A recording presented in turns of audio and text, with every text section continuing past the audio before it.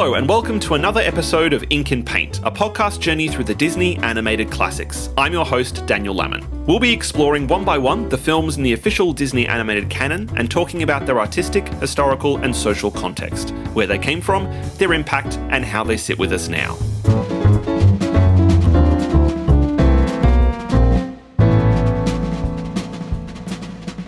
First of all, thank you for all the wonderful responses and support for our first episode. It's always very nerve-wracking launching any new project, and I'll be honest, I didn't get a lot of sleep the night before the first episode dropped, so it's been really terrific to hear what people have enjoyed so far. It's going to be a long and hopefully thrilling journey through these films, so hopefully you'll stick around for the ride. Each episode on Ink and Paint, I'm joined by a special guest, not just film and animation enthusiasts, but people from all different professions. This week, we have the second half of my chat with Melbourne-based producer and director Nicholas Colla, and our look at 5 of the animated shorts released by Walt Disney Productions before the release of Snow White in 1937. If you haven't heard the first half, make sure you go back and have a listen as we talk about the early days of the company, the debut of Mickey Mouse and Steamboat Willie, and the first of the Silly Symphonies, The Skeleton Dance. For this week's episode, we're continuing with the Silly Symphonies with Flowers and Trees in 1932, Three Little Pigs in 1933, and The Old Mill in 1937. The success of The Skeleton Dance allowed Walt and Roy Disney to secure distribution rights for the Silly Symphony series through Columbia Pictures, and over the next 3 years they released 26 new Silly Symphony shorts, during which time both Ub Iwerks and Carl Starling left the studio. While they were certainly popular, they couldn't match the popularity of Mickey Mouse or the Fleischer Brothers' Betty Boop. Distribution shifted to United Artists in 1932, who insisted that Mickey Mouse's name be associated with the series, even though he didn't appear in them. The shorts were now credited as Mickey Mouse Presents A Silly Symphony. Until this point, all the shorts produced by Walt Disney Productions were in black and white. In fact, no animated short had ever been released in full colour, and only a few films had experimented with early processes that would lead to Technicolor. This series, though, was proving a perfect testing ground for new technologies, and just as he had done with sound in Steamboat Willie, Walt Disney decided to push the frontier of animation one step further with the 1932 Silly Symphony, Flowers and Trees. Two trees fight for the affection of a female tree, but when the ugly, gnarly tree loses, he sets this forest on fire.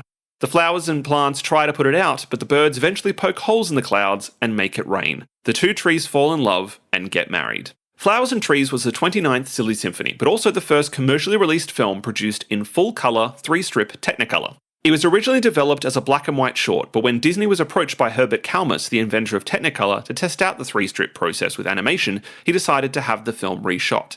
The short was directed by Burt Gillett, who directed 15 of the Silly Symphonies and won 2 Oscars. It went wildly over budget after the transition to colour and threatened to ruin the studio, but was an enormous success, and afterwards all Silly Symphonies were produced in colour. So, first obvious question, Nick, had you seen Flowers and Trees before? Yes, I had. I had definitely seen it.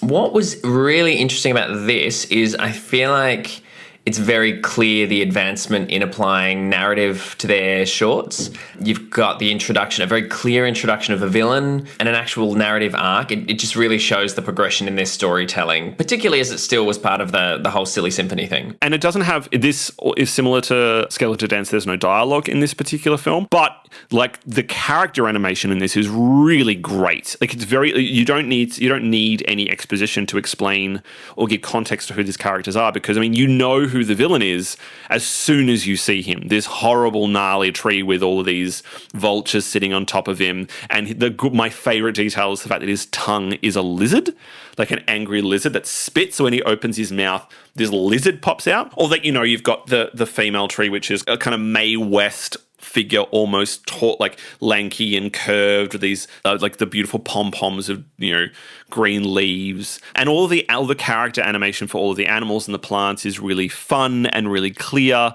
You can almost see like a hierarchy within this particular forest. Yeah, there's kind of no waste in this particular film. It just gets on with the story and enjoys itself. I also think that, like, the introduction of colour aside, the level in detail in the animation, I think, and I don't know whether that is because of the introduction of the Technicolor, but it's really advanced, I think, as opposed to the previous 2 shorts. But particularly with, like, it's really interesting that with, again, Technicolor is new. This is the first time it's been used. It's a new technology. And the depth and detail in how they've used it to help advance the story. So, for example, you've got a really good use of color to indicate good versus evil immediately, regardless of like how the characters actually look. The two good trees are in this really rich scape of bright, light spring colors, but then immediately, as soon as you see the evil tree, he's dull and drab and is very grey, and everything around him is very grey. It's really interesting that, not only have they used colour really for the first time, but they've used it so well in helping actually be not just colour as a new thing, but colour as a way of using it to help tell the story. It's really interesting. We probably could say the same for something like Steamboat Willie, where the technological advance is not seen as a novelty. It's kind of like James Cameron using 3D for Avatar. It's not a novelty. It's integral to the telling of the story. Here, like the fact that I don't think the colour red appears in flowers and trees until the fire is started. So all of a sudden you have this very strong colour contrast happening to show that there's been a tonal shift or a narrative shift. Yet it's thought through, which is pretty significant considering it's a film that was started in one particular style and having to be rethought as another. And so they would have had to work through it pretty quickly, I imagine. Yeah, and I can see how that would have totally tipped it over budget, because having just had my first foray into animation, and when you have no idea what you're doing, it is very easy to spend your dollars very quickly. What was that like? What was the process for you learning how to tell a story in animation when animation is not your primary storytelling form? I mean, pretty terrifying, particularly just to give a bit of a background of the short, it is set in live action. So we doubled down stupidly because it is set in a live action world, but our lead character is a stop motion animated skeleton. And then we have another character called 2D Booty that's a traditional sort of 2D cell animation.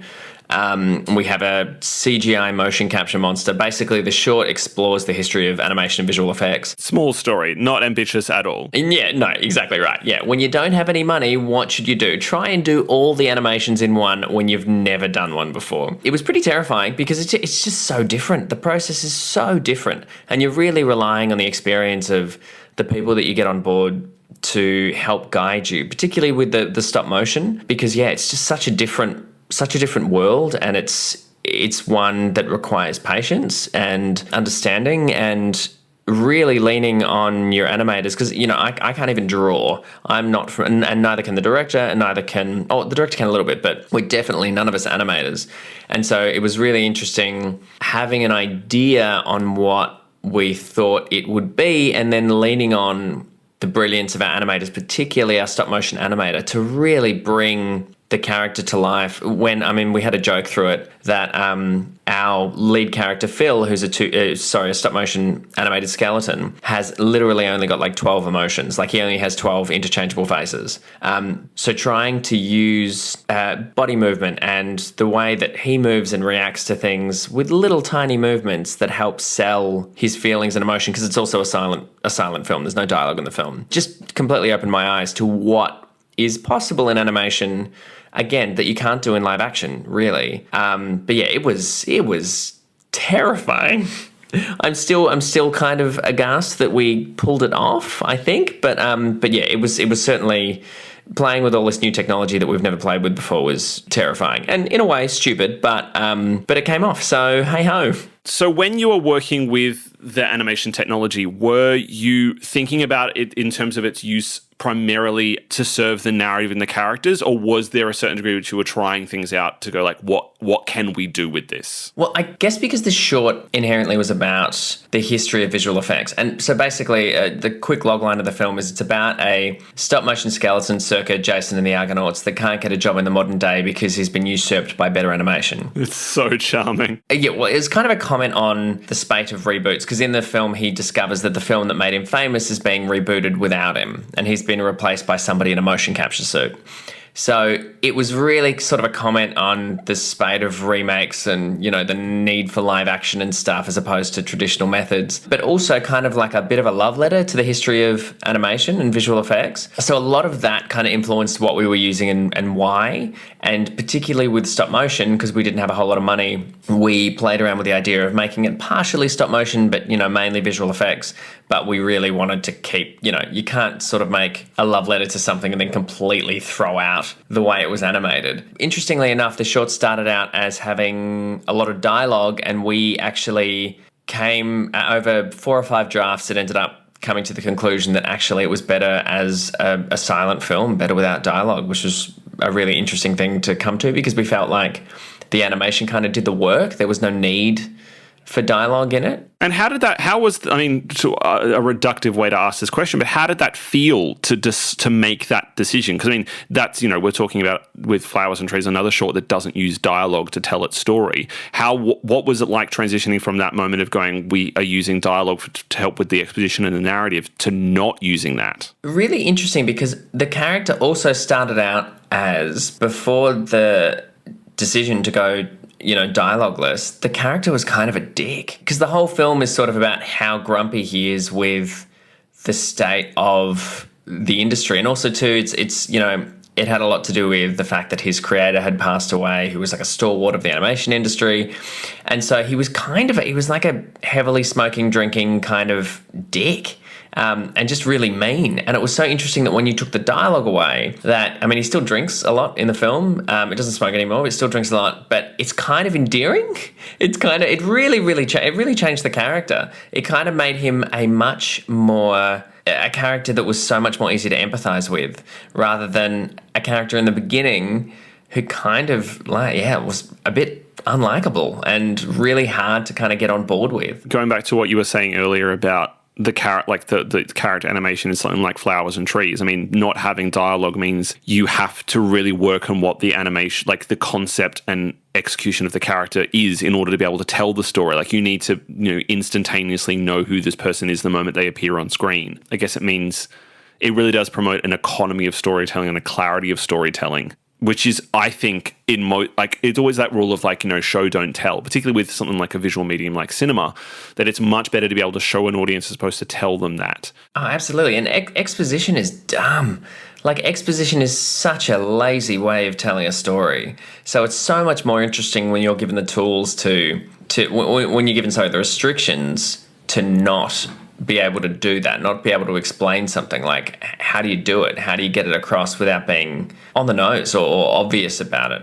It makes things so much more interesting, because you're forced to do things that you are like, okay, well, maybe this will get that across. And it becomes more holistic in terms of how to get ideas across, rather than, often when we get notes back from networks and stuff, you'll get notes a lot of the time that are like, well, can we put a line in here explaining this a bit, because we don't think audiences will get it.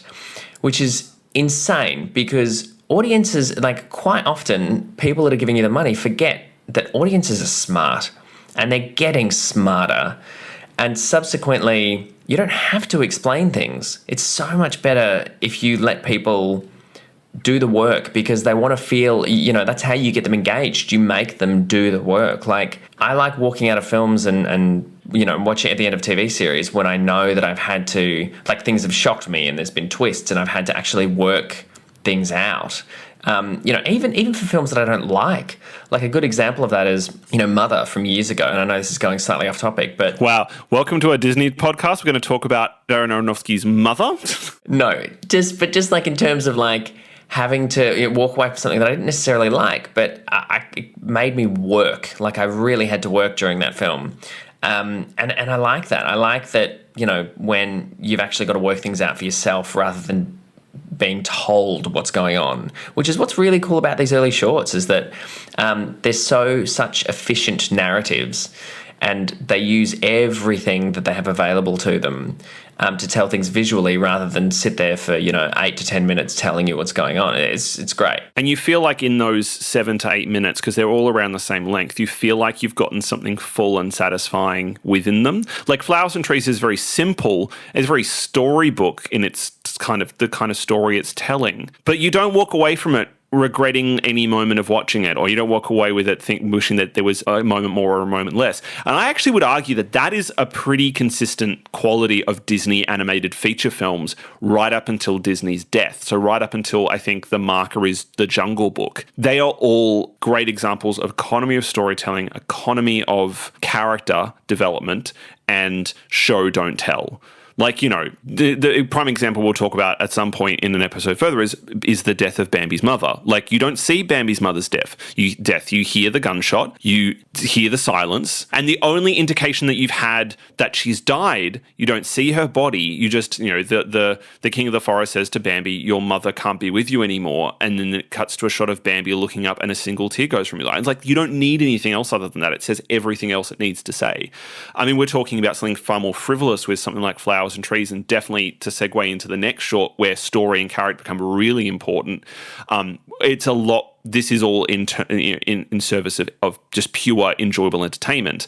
But those building blocks are really there in those foundation stones of just, it's all about the story. It's all about the characters.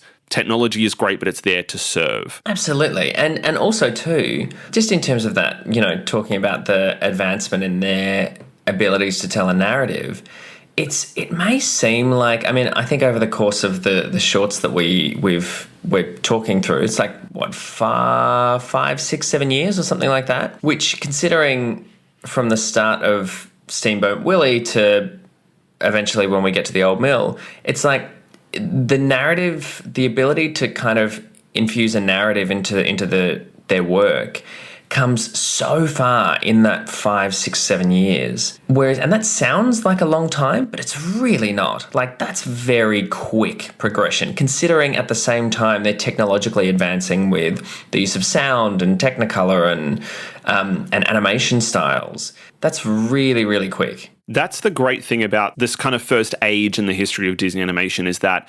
none of the advancements in the form are minor.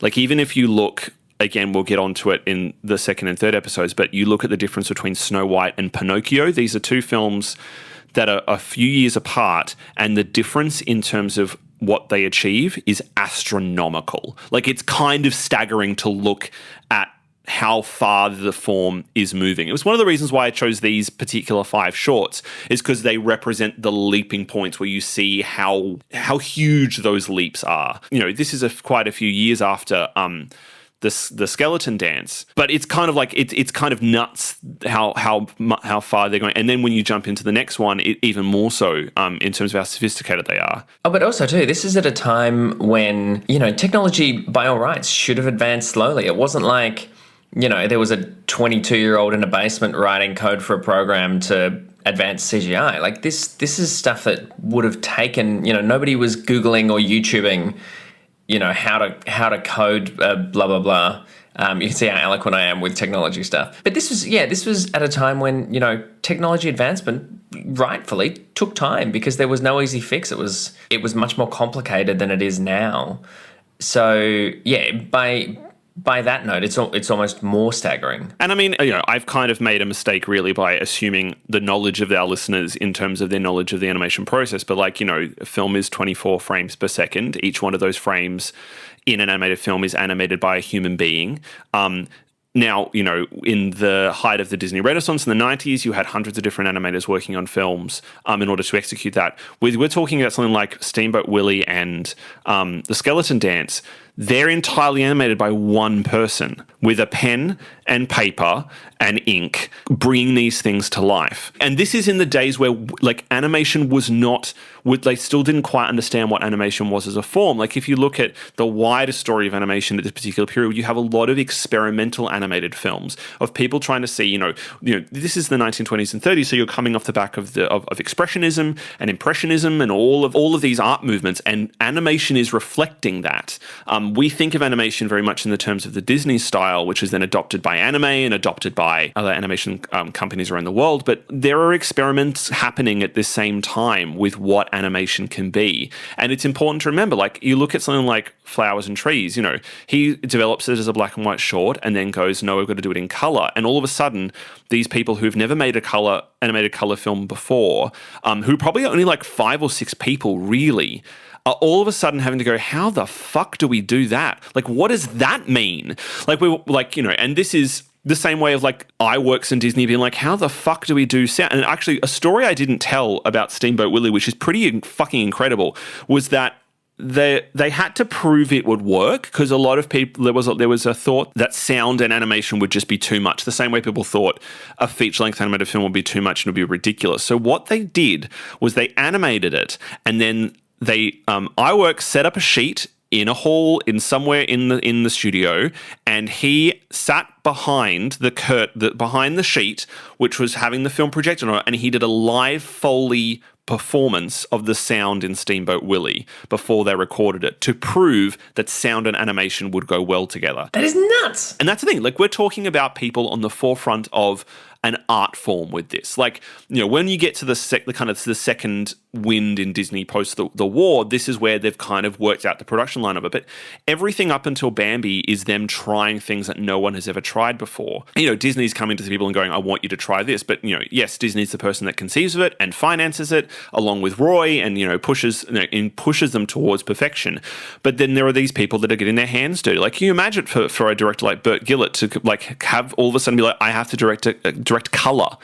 Color is a new thing, not just in terms of animation, but just in general. What does color mean in storytelling? Yeah, it's insane. It's insane that when we look at them all as a wide narrative, these 5 shorts, that we can go from a short like Steamboat Willie in 1927, I think, and 10 years later, we're looking at The Old Mill, which we'll get to. Yeah, it's an insanely quick progression. But these advances luckily were rewarded, because Flowers and Trees is also significant, and it is the very first recipient of the Best Short Subject Cartoon Oscar at the 5th Academy Awards in 1932. Because of that, it was the first animated film of any kind to win an Oscar. Now, all of a sudden, animated films can be rewarded in some capacity. Before then, there was still a lot of subject about them being for kids. They're not a high art form, but this is an acknowledgement of its artistic importance. Which moves us into our next short. We're jumping forward to 1933 to what is regarded as the most successful animated short ever made, Three Little Pigs. This is the story of the 3 little pigs who built the houses out of straw, sticks, and bricks, and how they escaped the big bad wolf. 3 Little Pigs was the 36th Silly Symphony short, and also directed by Burt Gillett, for which he earned his second Oscar. It was released at the height of the Great Depression, and was a huge financial and cultural success. Its title song, Who's Afraid of the Big Bad Wolf, composed by Frank Churchill, who would go on to compose music for many of the first feature-length animated films, was a hit single and became an unexpected anthem during the Depression. It also garnered admiration and attention for its well-developed plot and characters, and led to the formation of the story department, which would become integral to the animation process.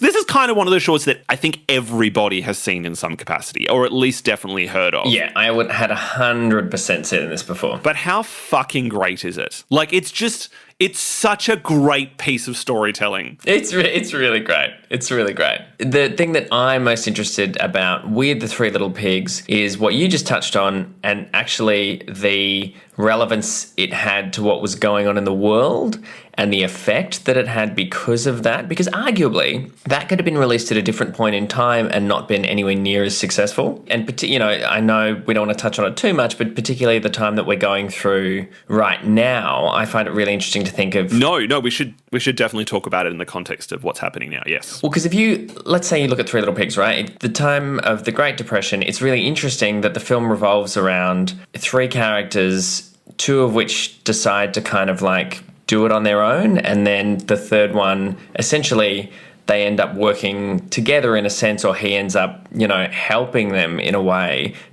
to defeat a common enemy.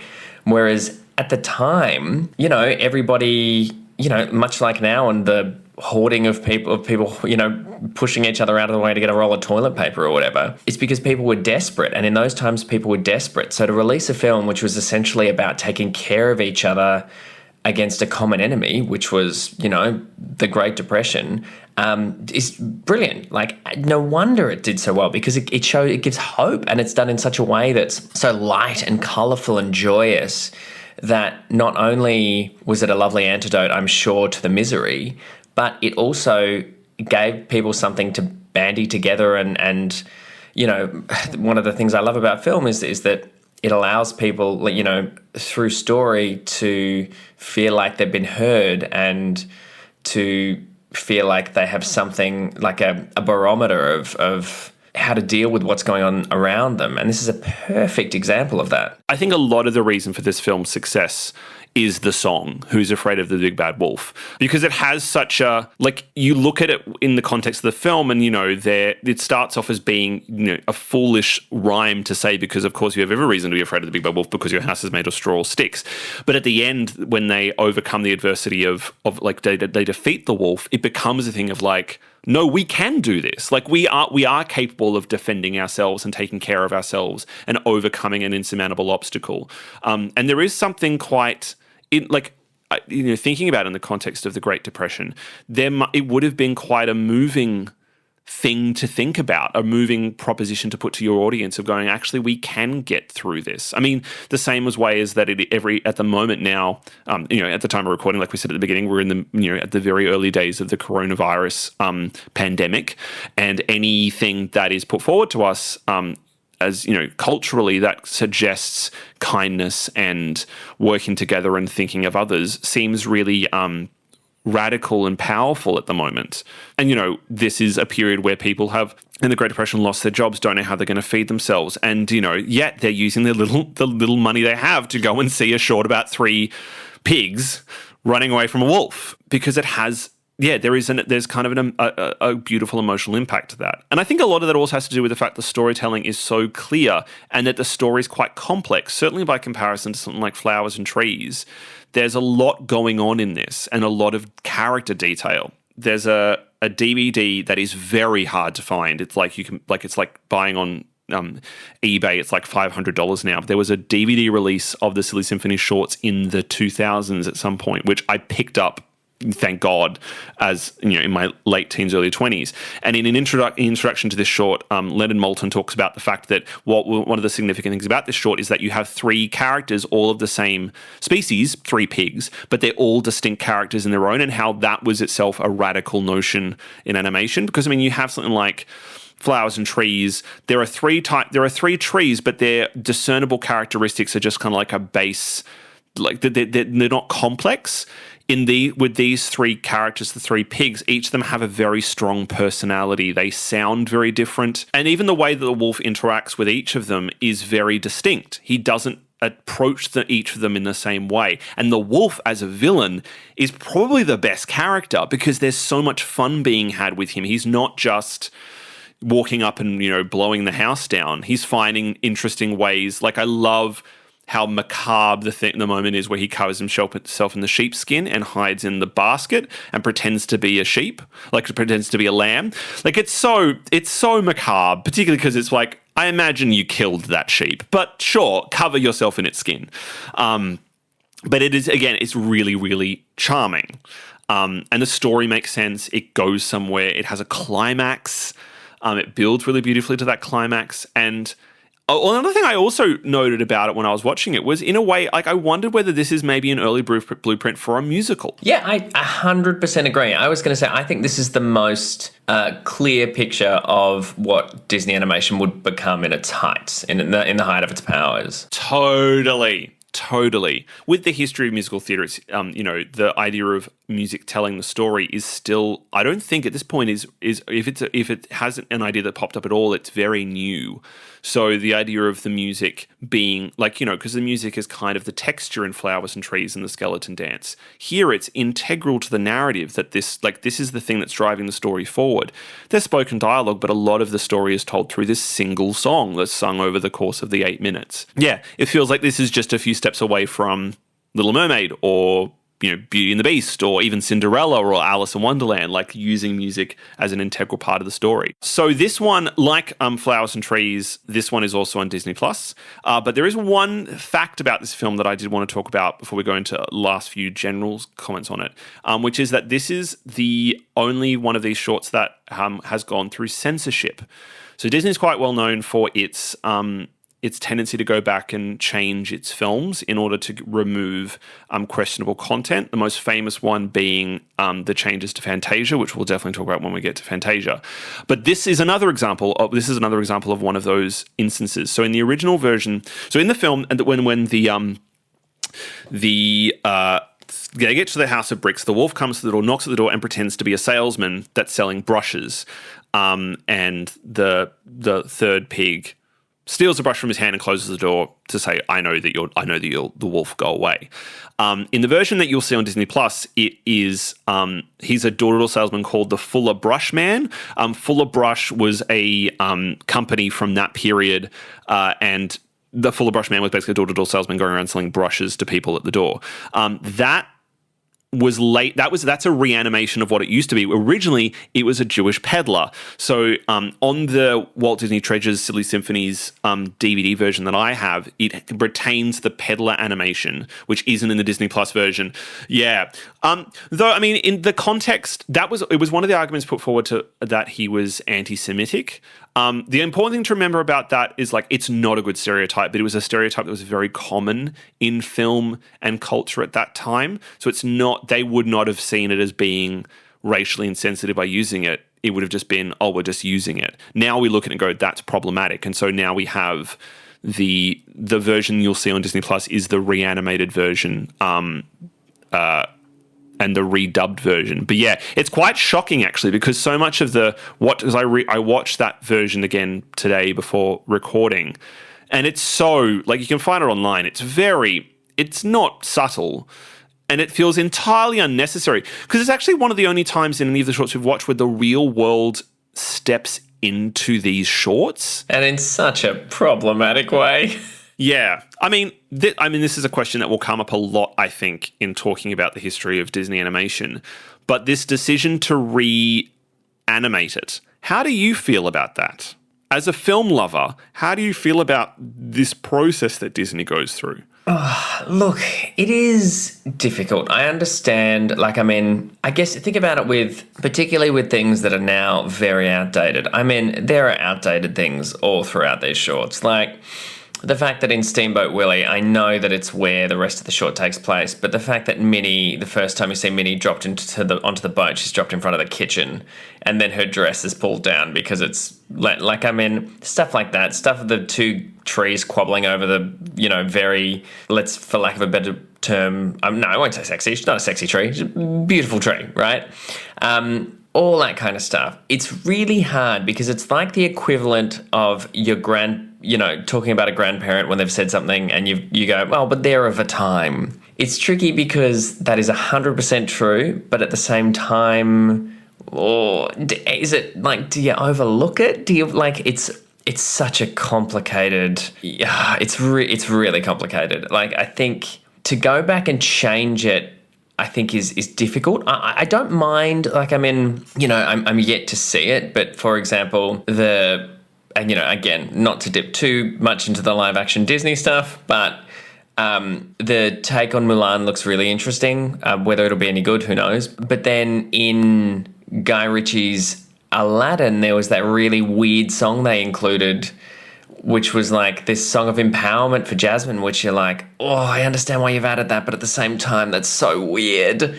So I don't know. It's such a hard thing to tiptoe around because so much looking back now, and not just Disney, film as a whole, there's so many things that looking back, there's so many problematic things of films in different, points of history. So I think films probably just need to be left, and we just need to be able to acknowledge that, certain things that happen in them were problematic because of the time. I don't think necessarily going back and, recutting and changing things. I mean, look, it depends how hard it is. It depends how bad it is. But yeah, I don't know. I guess you're kind of changing what it was. And in a way, they were a moment in history. Whereas, I mean, if all of these were changed to be up with the times, we wouldn't be able to track the social and political relevance of what was going on at the time. So arguably, they just need to be left alone, and we just need to be okay with acknowledging that they were deeply problematic, and that's a thing that happened. But to change them would be kind of, I think it'd be better just to put them in a drawer rather than try and update them for modern times. I think we just, moving forward as storytellers, just acknowledge that that was a thing. And then we just know that those are things that you can't, are problematic in today's day and age when we're telling stories. Yeah. I mean, I think, like I said, this is a subject that's going to come up a lot with these films. I mean, spoiler alert, I'm already very nervous about talking about Dumbo. Like, Dumbo is 75-80% this sublime, perfect, beautiful gem of a film. And then there's the ending with the crows. And you're just like, So yeah, it is a subject that was going to come up with a lot. And luckily, this is of the shorts we've chosen, this is the only time where this really does come up as a subject. But talking about history and context and where they are now, I thought it was an important question to ask. Before we move on to talking about the last short, there's one gag in this film that I want to bring up, which I fucking love. Did you notice the pictures on the wall in the house made of bricks? I did. They made me laugh so much. What a great detail. It's just, so for listeners, if you haven't watched the short already, you look out for this. So there's a picture for mother. So it's like the pig's mother, and it's a sow nursing piglets. So that's very good. Then there's two pictures on the wall with the name with father written on them. One of which is a string of sausages, and one is a leg of ham. And my absolute favorite is Uncle Otto, which is a picture of a football. Are they in the third house? They're in the brick house? Yeah, it's so great. The first house, I think it's a scantily clad lady pig, and the second house, it's a scantily clad male pig, I think. And then that's kind of like the really lovely thing about this short, certainly by comparison to the other three the first three that we've watched, is there's so much comic detail in it. Like the frame is full of stuff. None of it feels pointless or unnecessary, but there's just so much. It's like a full gag. Everything about this is about entertaining you and making you laugh. It's such a delight. It's such a part. We can watch on the Disney Plus version. You don't have to worry about the racism because it's not there. So you can just enjoy how joyously fun this thing is. Yeah, it's really great, and I do love that. Like, I think there's an interesting thing that came out of a Pixar masterclass that was had in Melbourne, which was, and I'm going to get this totally wrong, but they try and they break it down into, like, in terms of telling jokes. Having a certain amount of jokes for adults, adults, teenagers, let's say, and like little kids. And it's something like, there's got to be a joke for little kids every, let's say, 5 minutes or 2 to 3 minutes or something. But they stagger it in terms of time. And it's really interesting because they cram so much humor into those films. And it's the same with this, like you were saying. This is the first time that you see a bit more complexity in terms of, like, them using as much as possible in terms of trying to squeeze jokes in, which is really cool. And I mean, a joke like Uncle Otto being a football is such an adult joke. My housemate walked through the house when I was watching this one, and even he was like, looked at the wall, looked at the TV. Oh, no, it was his girlfriend, looked at the TV and was like, oh my God, the father is a string of sausages. And I was like, it's just so wonderfully clear and to the point and very, very, very funny. Yeah, it's so great. All right. Well, we've got one more short to talk about, and it's a big one. So we're now moving forward, actually quite a few years. We're moving forward to 1937 with one of the later Silly Symphony shorts, The Old Mill. Animals living in and around an old mill must find safety when the mill threatens to collapse during a storm. The Oscar-winning short The Old Mill was the 68th Silly Symphony, released in 1937, and was directed by Wilfred Jackson, who had gone as a sequence director on the early feature films. Its purpose was to test and demonstrate the newly developed multiplane camera process, a groundbreaking tool that changed the texture and visual scope of animation. The multiplane camera is a motion picture camera used in the animation process, where pieces of artwork on transparent layers move past the camera at varying speeds and distances, giving the sense of depth. An early version of the process was used in The Adventures of Prince Ahmed by director Lottie Reiniger in 1926, and later developed further by Ub Iwerks for Disney in 1933. The process first tested in the Old Mill was developed by William Garrity and used 7 layers of artwork painted in oil on glass shot by a vertical and movable camera. The Little Mermaid in 1989 was the last Disney film to use the process.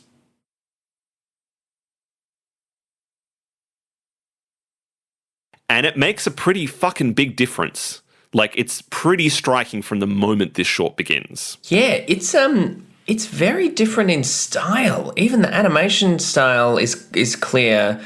Not even just in, like, using that process, but the actual. I found a lot of the animation to be more complex, I guess. Oh, sorry, a lot of the actual design of the animation to be a bit more complex. There's more aim towards realism in this. Well, I was going to say it's really interesting, and I just saw in your notes that I hadn't read before, but when I was rewatching it this afternoon, I was like, this has got some real Hayao Miyazaki vibes. And then I read down the bottom of the list, particularly the image of the windmill. Like, the windmill's got some real, like, Miyazaki vibes about it. And then I read further down just then, I was like, oh, you've said he's referred to it as his favourite Disney film. Yeah, like it makes sense, A, because of that aim towards realism, but still within the realm of the unreal with animation. Like Miyazaki's films aim towards a sense of a more honest engagement with the natural world, but always remembering that animation rules mean you can kind of bend them a bit.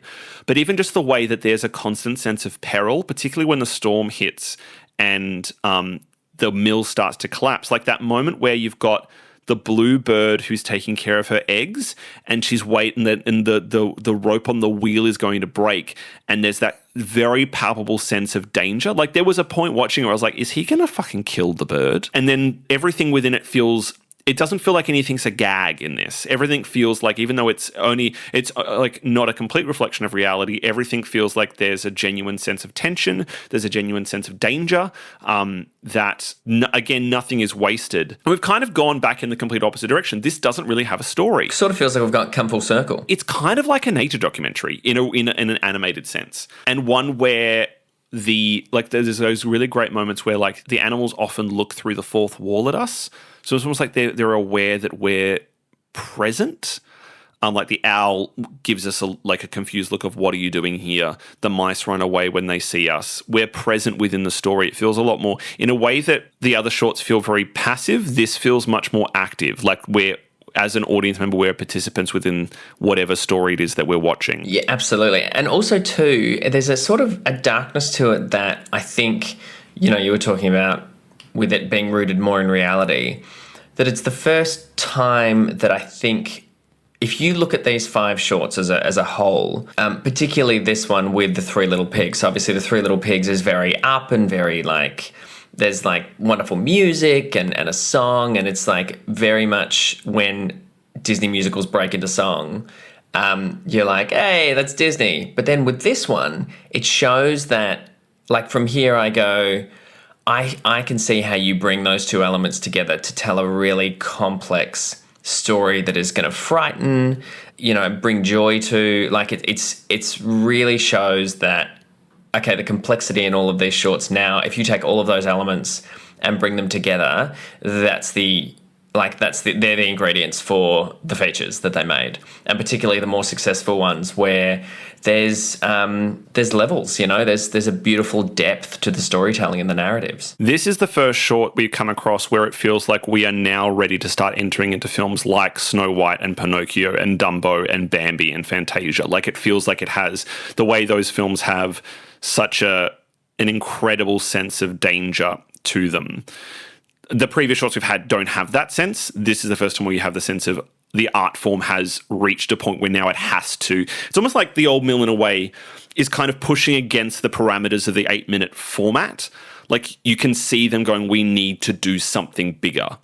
This is too big to contain within 8 minutes, even though it's a perfectly executed 8-minute little story. It makes sense that now it's now we have to do something else. We have to push against the edges. And yet, as much as there is such it was praised for its realistic depiction of animal behavior, complex lighting, color effects.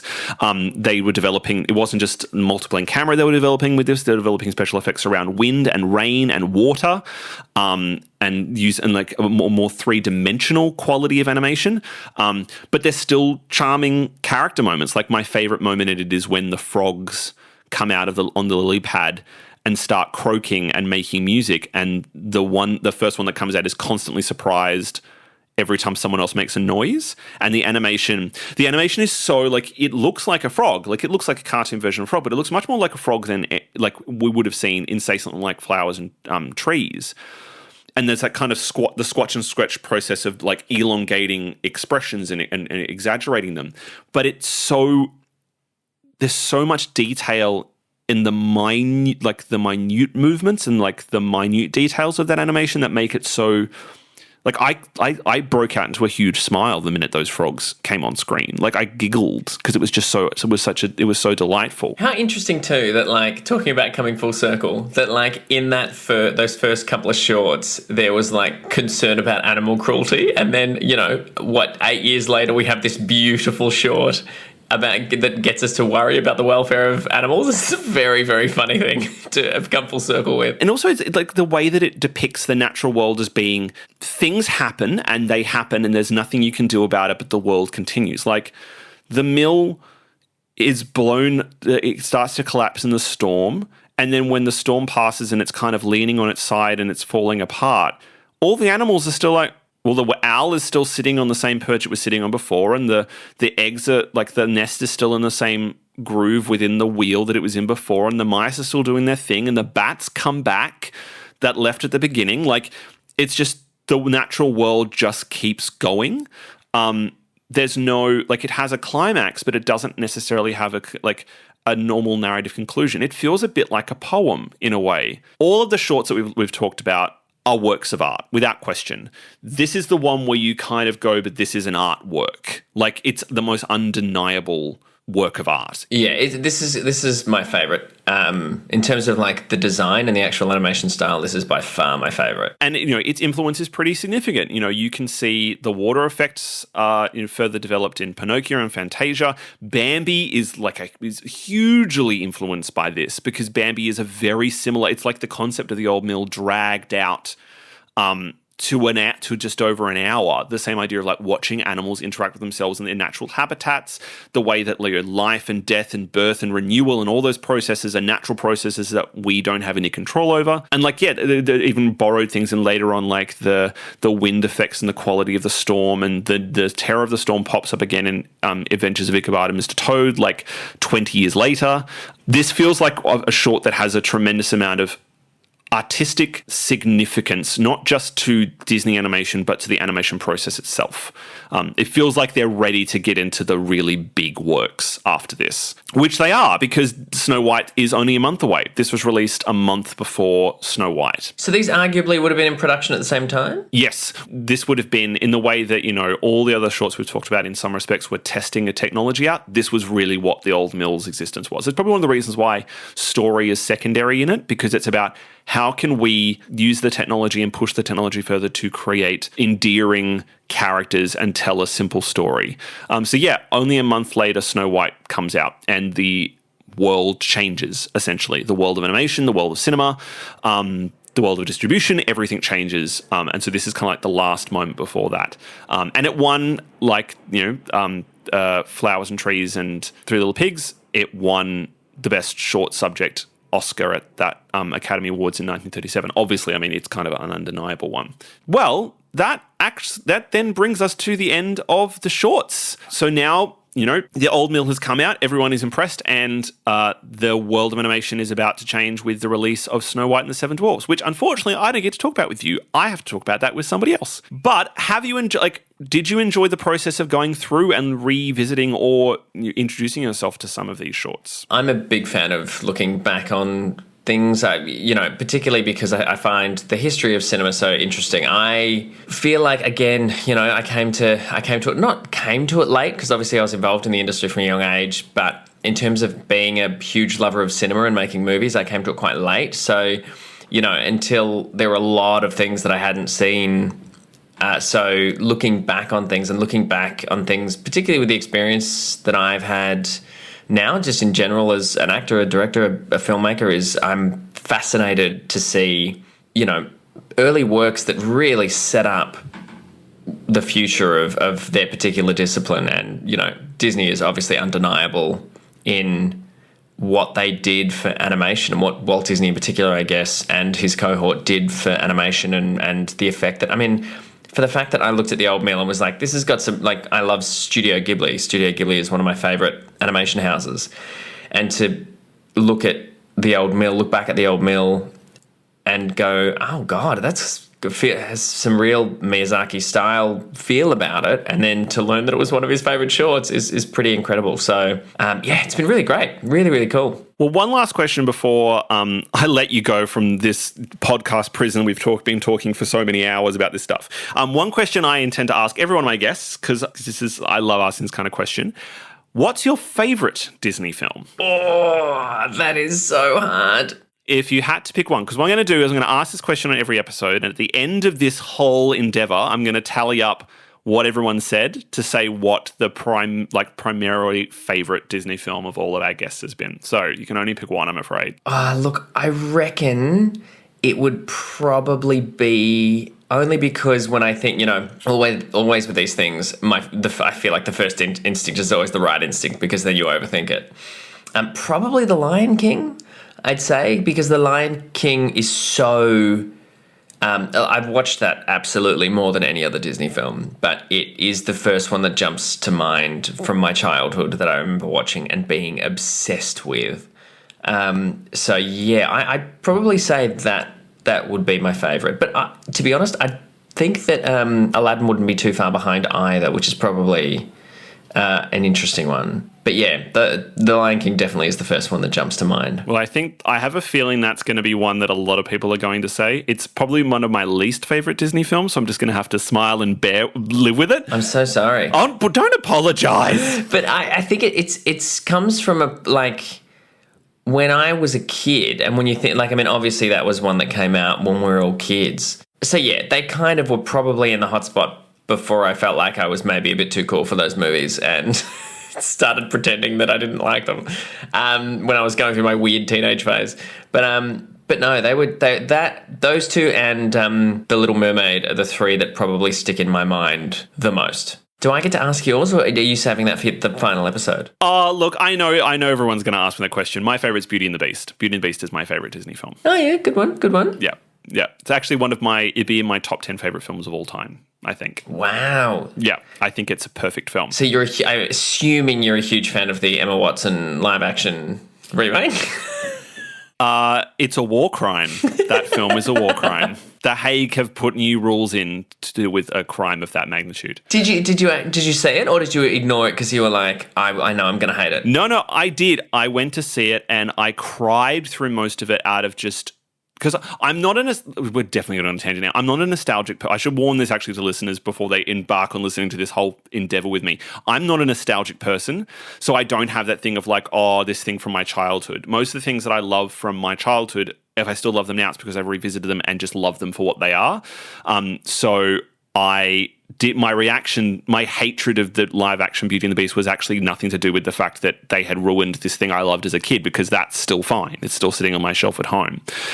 It was just, as an adaptation, it was lazy, and as a film, it was terrible. And I just got really angry watching it and started crying out of frustration and just walked out of the cinema. And then I think I wrote the review on Switch for it, which is quite ripe from memory.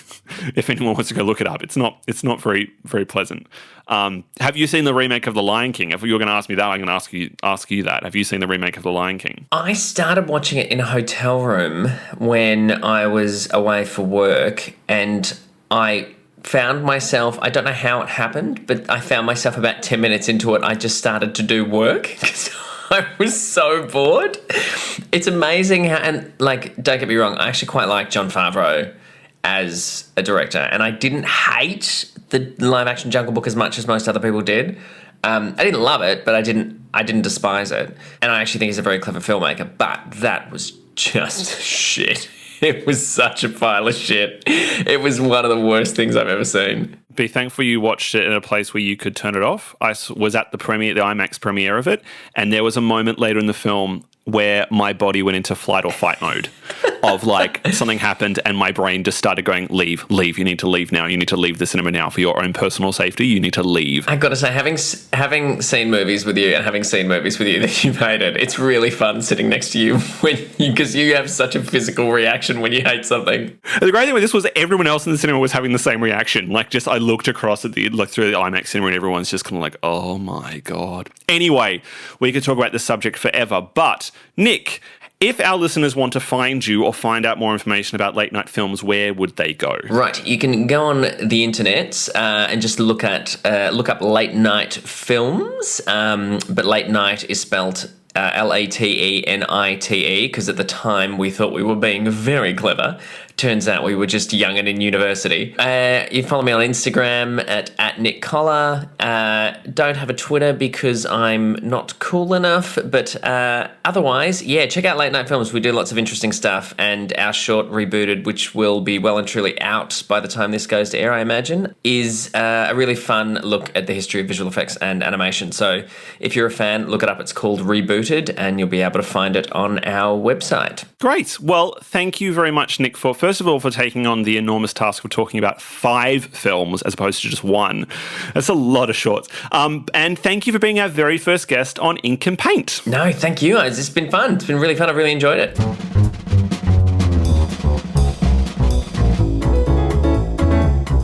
On the next episode of Ink and Paint. It goes without saying almost that it is a product of its time in terms of its politic, and there's no avoiding that fact. Acclaimed theatre maker and co-artistic director of The Rabble, Emma Valente, joins me as we look at the one that started it all, the first Disney animated classic, Snow White and the Seven Dwarfs. A big thanks once again to Nicholas Colla for joining me on this episode, the second part of our chat about the early shorts. You can find more about his company, Late Night Films, at www.latenightfilms.com, as well as on Facebook, Twitter and Vimeo. Be sure to check out the show notes on this episode for more information about the shorts we've discussed at inkandpaint.com.au, including links to the shorts themselves and a short piece from Nick about what Disney means to him. Since we're just starting off in this new podcasting adventure, we'd love to hear from you.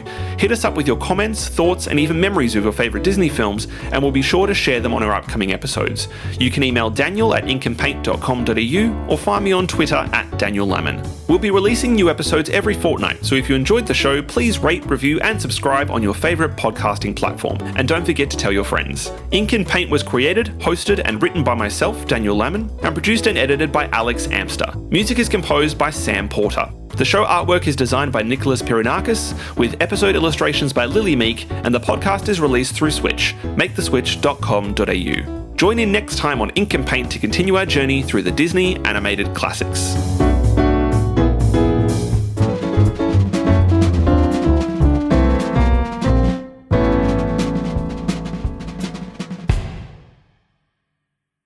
Great, that's it. Oh my God, we've done it. Oh my God, we've actually done it. My God. Oh no.